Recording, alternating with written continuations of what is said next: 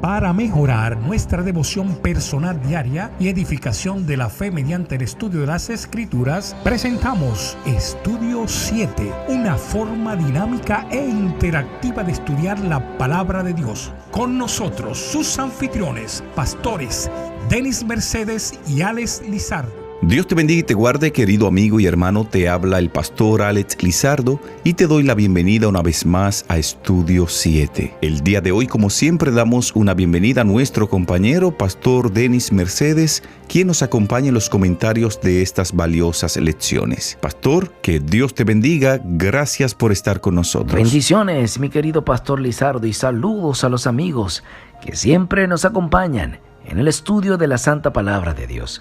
Pastor Lizardo, amigos oyentes, hoy es viernes 8 de abril, día de preparación.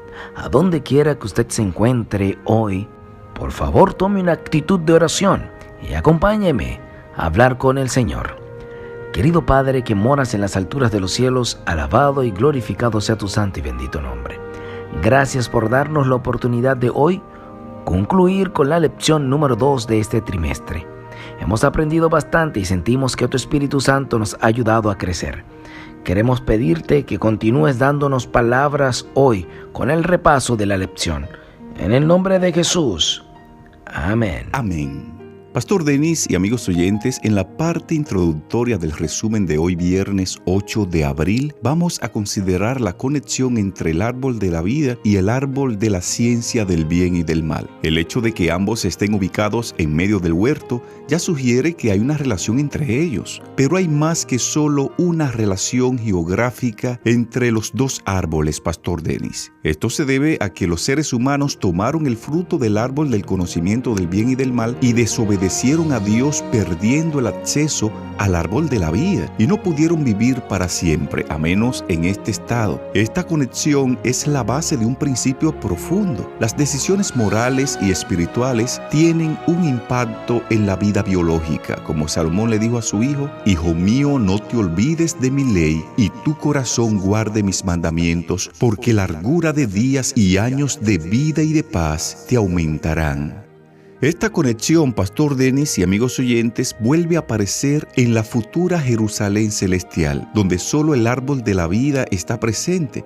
Debemos considerar también, a la luz de lo que dice Ellen White en el libro Testimonio para la Iglesia, tomo 3, página 531, ella dice que cuando Dios creó a Eva, quiso que no fuera ni inferior ni superior al hombre, sino que en todo fuese su igual. La pareja no debía tener intereses independientes. Sin embargo, cada uno poseía individualidad para pensar y obrar. Pero después del pecado de Eva, como ella fue la primera en desobedecer, el Señor le dijo que Adán dominaría sobre ella. Ella debía estar sujeta a su esposo, y esto era parte de la maldición. En muchos casos, esta maldición ha hecho muy penosa la suerte de la mujer y ha transformado su vida en una carga. Al ejercer un poder arbitrario, el hombre ha abusado en muchos respectos de la superioridad que Dios le dio, la sabiduría infinita, ideó el plan de la redención que sometió a la especie humana a una segunda prueba, dándole una nueva oportunidad.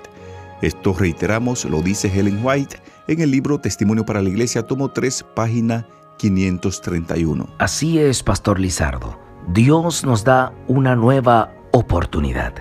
Dios confrontó, Pastor Lizardo y amigos oyentes, a Adán en el Edén y le hizo preguntas no solo para determinar su culpa, sino también para llevarlo al arrepentimiento. Si usted observa, amigo oyente, esta temática vuelve a aparecer con Caín. Dios le hace pregunta. También ocurre en el diluvio. También usted lo verá en la Torre de Babel, en Sodoma y en Gomorra. Estos incidentes que he citado mencionan la investigación de un juicio. Es lo que Dios hizo en el Edén y lo que también hará hoy en día. Los juicios de Dios son oportunidades.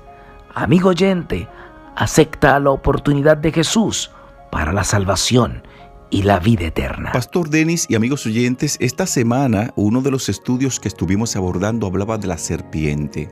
Vimos en este estudio que desde el principio Satanás fue astuto y engañoso y utilizó estrategias que le funcionaron de una manera muy eficaz. En este estudio mirábamos que la serpiente no se detiene a discutir inmediatamente con la mujer, sino que hace una pregunta que implica que la misma serpiente cree en lo que el Señor les ha dicho. Al fin y al cabo, ella preguntó: ¿con que Dios os ha dicho? De manera que en este diálogo la serpiente trata de mostrarse como creyente en Dios. Y esto le dio confianza a Eva para sostener una conversación que terminó en la tragedia de toda la humanidad. Esto lo estuvimos mirando, pastor, en el estudio de esta semana. Bueno, no solo hablamos de la serpiente en esta semana, sino que también vimos una lección bajo el título El fruto prohibido.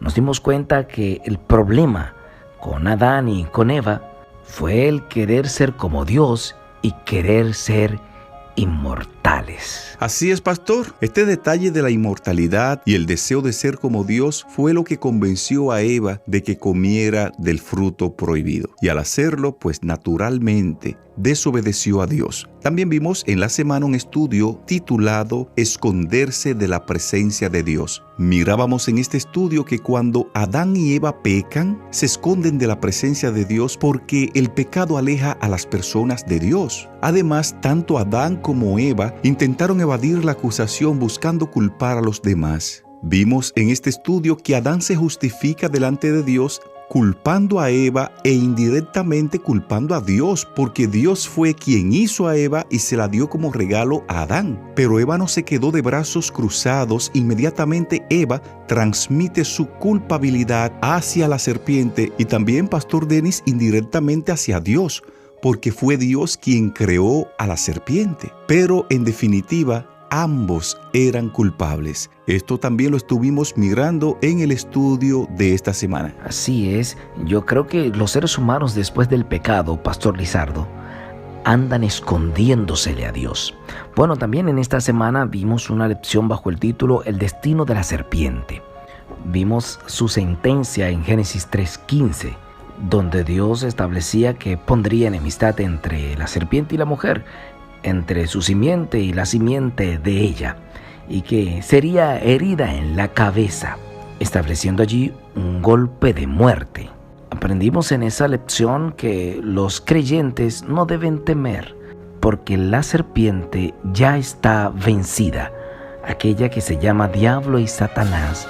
Ya Jesús le dio su sentencia de muerte. Así es, pastor, y no importa cuánto se mueva la serpiente, su cabeza ha sido aplastada. En el momento cuando Cristo Jesús murió en la cruz del Calvario y aseguró la salvación y la redención de la raza caída, Satanás fue pisoteado en la cabeza y muy pronto, cuando Cristo venga, le dará la estocada final a aquel gran dragón, la serpiente antigua, llamado Diablo y Satanás. Esta semana también mirábamos en uno de los estudios el destino de la humanidad.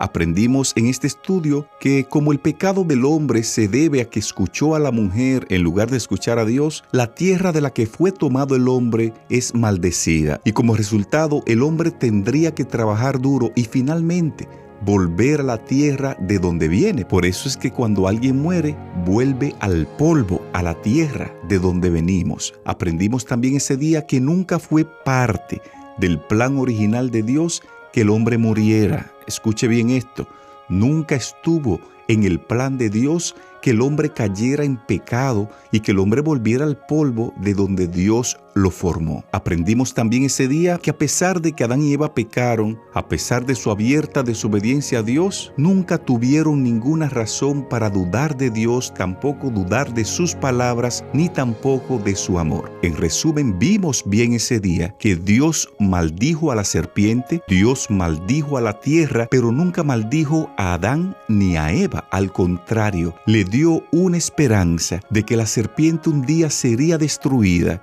y que Cristo Jesús, como Cordero de Dios, iba a redimir al hombre y librarlo de la culpa del pecado. Esto lo estuvimos también mirando, pastor, en el estudio de esta semana. Pastor Lizardo, amigos oyentes, ya al cierre, permítanme contarles una historia que escuché. Un hombre andaba en un bosque y se encontró solo en ese lugar una gran serpiente. Él, como le tenía temor, comenzó a ponerse nervioso y no sabía qué hacer. Detuvo sus pasos y no avanzó más. Retrocedió lentamente para tomar una roca y lanzarla a aquella serpiente que estaba atravesada en el camino. Así que lanzó fuertemente la roca a la cabeza de esa gran serpiente. Y efectivamente, la roca golpeó la cabeza de la serpiente. Para sorpresa de aquel hombre, la serpiente no se movió.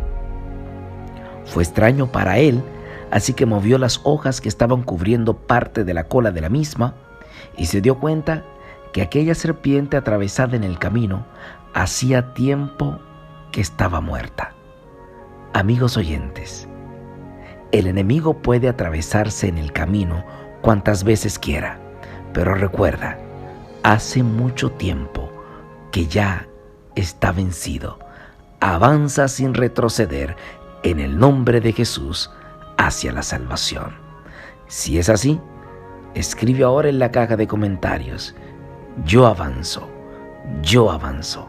en el nombre de Jesús. Sin tiempo para más, de esta forma llegamos a la parte final del resumen de la lección número 2 titulada La caída. Recordamos en la parte final de este resumen el texto base de esta lección, que lo encontramos en Génesis capítulo 3 verso 15, que dice: y pondré enemistad entre ti y la mujer, y entre tu simiente y la simiente suya. Esta te herirá en la cabeza, y tú le herirás en el calcañar.